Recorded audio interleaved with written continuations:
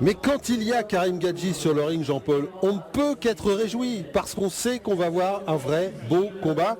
Et puis face à l'Italien Enrico Carrara pour ce championnat du monde, eh bien ça promet beaucoup. Dans une catégorie très riche, les 71 kilos, on le connaît. Alors, on connaît Karim Gadji, on connaît son talent. On vous parle souvent de l'école italienne du pied-point. Donc on attend ce championnat du monde avec vraiment grand plaisir. Oui, avec Karim Gadji entouré de la fantastique Armada. Ah, ils sont venus en force oui, autour de cette star. C'est une ambiance extraordinaire. Et puis Enrico Carrara qui vient d'un club qui nous parle, le Kurosaki Dojo en Italie. Kurosaki, on se rappelle, c'est le grand maître qui a lancé le kickboxing au Japon, qui a lancé des kickboxers comme Fujiwara, et puis aussi qui a enseigné au grand Jan Place, le Hollandais, qui avait fondé ensuite le Meijiro Gym. Donc c'est toute une histoire. Lieu emblématique s'il en est un. Voilà, de Kurosaki. Alors espérons qu'Enrico Carrara a pris cette tendance dure du kickboxing de Kurosaki Sensei et qu'il va aider Karim Gadji à se hisser à ses meilleurs mouvements, à sa boxe la plus généreuse possible. On sait que Karim, c'est un athlète complet, c'est quelqu'un qui est dans le ring avec efficacité, avec beaucoup de grâce aussi. C'est surtout un pur talent, Jean-Paul. Voilà, et c'est ça exactement, parce qu'à côté de la boxe, on sait qu'il évolue au niveau mondial dans le hip-hop, avec justement la fantastique Armada, et puis il est généreux, il est beau à regarder dans un ring, et il est redoutable. Et puis pour revenir, Jean-Paul, sur ce que vous disiez à propos de l'Italien Carrara, on vous en a parlé, l'apport de certains boxeurs étrangers qui a permis à des combattants très talentueux de sortir. Il y a actuellement par exemple le poids lourd Saka qui est vraiment très bon du côté italien. On ne parle pas des frères Petrosian qui eux ont rayonné et rayonnent depuis quelques années. Donc c'est toujours intéressant ces confrontations avec des Italiens qui sont de plus en plus forts dans ces disciplines. Et on voit bien qu'en tout cas pour l'instant, eh bien, Karim Gadji est quand même relativement prudent, Jean-Paul. Il est prudent, c'est un peu aussi sa signature, il analyse, il est très intelligent, Karim, et il est face à un homme en plus qui est plutôt encombrant, il est grand, ouais. Enrico Carrara, il est massif. Donc, il y a 8 cm d'écart. Voilà, c'est ça, donc il se méfie d'une boxe qui peut être très brutale, d'autant plus que l'Italien est accrocheur. Il est italien. Il faut faire attention. Ouais, il est italien. Voilà, le high kick, la remise, c'est bien. Là, voilà, Karim qui commence à poser sa boxe comme il sait bien le faire. Ouais, puis surtout, j'ai l'impression, Jean-Paul, que la façon dont se pose l'Italien sur le ring, et en particulier au moment où il donne son coup de genou, eh bien, permet à Karim Gadji de dégager son court crochet droit, vous voyez, à chaque fois, soit en passant par-dessus le coude de l'Italien, soit en passant par en dessous. On a l'impression qu'il a trouvé une petite clé, Karim Gadji, avec ce crochet droit très court qui passe, alors que là, c'est l'Italien qui vient de passer la droite. Oui, un combat déjà très engagé en cette première reprise. C'est un championnat du monde, donc 5 rounds de 3 minutes. C'est peut-être aussi une des réponses à la question que vous posiez au début, Philippe. Karim qui se ménage quand même, qui ne va pas mettre toutes ses forces tout de suite. Mais là, il a dû analyser, il va continuer à le faire avec ses hommes de coin. Et je pense que la deuxième reprise devra être beaucoup plus dynamique. Vous voulez dire que c'est un diesel, Karim Gadji ? Non, mais vous savez, maintenant, Karim, il a 37 ans, voilà, et ça fait quand même sa 11e défense de titre. Non, mais Jean-Paul, c'est énorme, voilà, on a déjà suffisamment parlé des titres internationaux en boxe pied-point. On sait que c'est pas toujours évident pour les détenteurs de les défendre face à des adversaires qui pourraient justement sublimer leur boxe et le titre qui va avec. Mais bon, quoi qu'il en soit, Karim Gadji, ça fait pratiquement 2 décennies qu'il monte sur les rings. Non, puis surtout, Jean-Paul, c'est ce qui est au-delà des titres dont on parle, puisque on n'a pas tout mis, bien sûr, il y a le Bellator, il y a Sport Accord, il y a tous ces titres qu'il a glanés à travers le monde. Mais surtout, ce qui est beaucoup plus parlant, c'est les hommes qu'il a rencontrés, les victoires qu'il a remportées. Enfin, quand on bat des boxeurs comme Besmertny, comme Stetsurenko, Congolo, enfin voilà, quand on regarde Johan Lidon, à son palmarès, oui, bien sûr. Aydin Tunke, mais Tunke à la grande époque, on va dire. Vraiment, c'est un palmarès presque hors norme que Karim Gadji s'est construit au fur et à mesure des années. Alors, il a l'expérience, bien évidemment, hein, ça c'est le moins qu'on puisse dire. Il a l'endurance et malgré ses 37 ans, on l'a bien vu, il est toujours, toujours aussi affûté, toujours aussi prêt.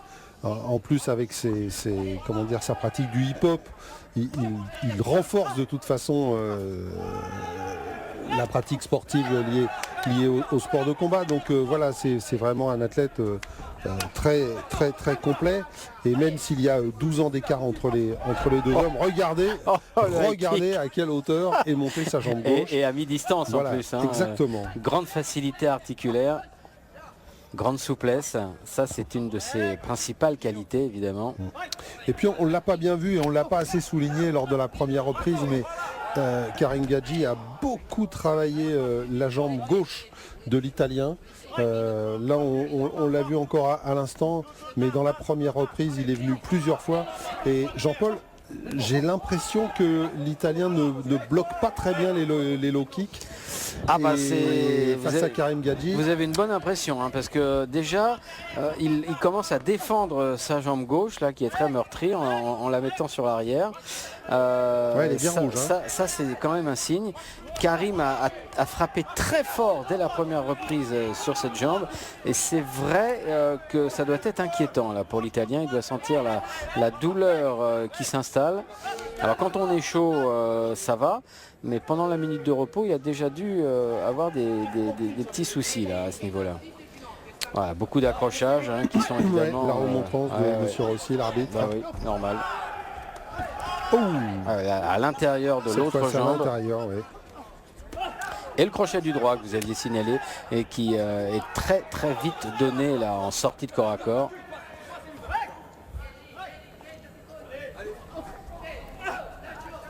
Voilà, il reste accroché Carrara. Eh ouais, c'est normal, hein, monsieur Rossi. Puis en K1, c'est un coup de genou, hein, pas deux. C'est ça, on doit se décrocher. Et le genou doit monter et pas le boxeur se suspendre au coup de son adversaire. Et c'est vrai que souvent les boxeurs étrangers ne sont pas soumis à des réglementations aussi strictes que celles que nous avons en France. Et donc ils sont un peu surpris, mais bon voilà, c'est le règlement, il faut l'appliquer. On les briefe hein, toujours avant les combats. Voilà, il reste accroché. Ouais. Ce qui ne se fait pas évidemment. Ouais, et fin de la deuxième reprise. Et Jean-Paul, on a eu, regardez, l'arbitre qui en plus prévient le coin de Carrara. Là, il est prêt à sévir, hein, oui, l'arbitre. Oui, c'est normal. Et une reprise où on a senti Karim Gadji commencer à prendre un petit peu à marquer son emprise hein, sur le combat, Jean-Paul. C'est lui qui a donné les coups les plus nets, c'est lui qui a été sur l'offensive. On a senti l'Italien en difficulté malgré tout. Donc ça y est, la patte Gadji se pose sur le combat. Hein. Alors là, on a encore vu le low kick qui vient s'écraser avec le tibia sur une cuisse qui est qui prend sur laquelle il prend appui l'Italien. Donc le muscle est complètement contracté et là ça tombe comme un coup près. Là, on vient de le voir encore là, avec le tibia. L'Italien, lui, quand il met son low kick, il n'est pas aussi bien placé que Karim Gadji. Et c'est vrai que là, maintenant que nous allons aborder la troisième reprise, ça va faire très certainement une différence, notamment dans les déplacements de l'Italien. L'Italien qui paraît aussi légèrement blessé au niveau de l'arcade. Légèrement. Ah bah les crochets droits, hein, voilà. Ouais. Oui, parce que On le voit bien, alors que débute la 3e reprise, l'Italien Carrara a une façon d'accrocher Karim Gadji qui lui laisse quand même la possibilité de passer son crochet au-dessus du coude. Alors vous voyez, ça c'est cet automatisme de venir prendre maintenant la jambe qui lui fait très mal. Là c'est voilà. Alors il la protège la jambe, regardez, il la met loin en arrière. Du coup Karim vient prendre la jambe d'appui, ça fait très mal aussi à l'intérieur. Oh là là, ouh là là là, ça fait mal. Oh, ça fait mal. Là il va y avoir sanction. Et oui, ça fait 3 fois. Ouais. Ça c'est l'expression de la douleur, hein, Jean-Paul. C'est instinctif. Cette saisie réflexe. C'est tout à fait instinctif. Ouais. Et pour le coup, c'est important de le signaler à nos téléspectateurs, Jean-Paul, ça n'est pas la volonté de... Oh, regardez le hip-hop. Ça n'est pas la volonté de truquer le combat, ça n'est pas la volonté là de s'accrocher comme on l'a vu à certains moments. Non, c'est le cerveau qui réagit. Voilà, exactement, c'est un réflexe à la douleur. Et puis ça s'arrange pas pour l'Italien. Oui, puis c'est bien ouvert. Hein. Oula. Et quand on voit ça... on le laissera peut-être terminer le round, mais... c'est un championnat du monde, donc voilà, ce serait dur de l'arrêter à ce moment-là. Oh là, de toute façon, regardez, on va même pas attendre que l'ouverture soit béante au niveau de l'arcade. La jambe, elle va pas tenir. Philippe, c'est pas possible. Hein. Oh oui, regardez la couleur de la jambe. Regardez. Ça fait peur. Ah ouais, là.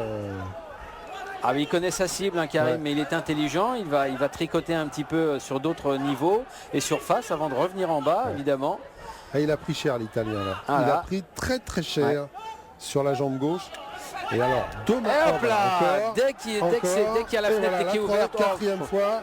Oh, c'est affreux. Là, c'est très dur. Et c'est en même temps très beau parce que on sait que bon, là, le muscle, il va se réparer rapidement. Hein. C'est plus sympa de voir un KO qui soit technique ou direct sur la cuisse qu'à la tête. C'est vrai, Jean-Paul, que le muscle va finir par se réparer. Le muscle va finir par se réparer. Mais franchement, demain matin, quand il va falloir poser la jambe par terre pour l'Italien, ça va être terrible. Ça va être terrible. Et on peut même penser que ce soir il va partir avec des béquilles, hein, parce que quand le muscle va se refroidir, voilà. Et l'arbitre qui donc compte jusqu'à 10, d'ailleurs il avait enlevé son protège-dents Enrico Carrara, parce que vraiment là la douleur était trop forte, trop dure. On peut être, Philippe, stupéfait par cette facilité avec laquelle il a contourné l'obstacle italien, un homme robuste, hein, dur. Et hop, vous avez vu comment il nous a enroulé ça, Karim Gadji. C'est quand même exceptionnel. Non, mais c'est incroyable. D'autant, Jean-Paul, que quand on regarde bien, 115 combats, 99 victoires, puisque là c'est sa 99e victoire, donc encore une victoire, et il est à 100 victoires, et sur les 99 victoires, il y en a 51 avant la limite, 50% au niveau où il est, c'est exceptionnel. Ouais, ça l'est, c'est à la hauteur de cet homme qui humainement aussi est assez exceptionnel, lui qui entraîne tout ce groupe de la fantastique Armada. Voilà, donc Jean-Paul Demarque, le speaker de la soirée, a annoncé sa victoire.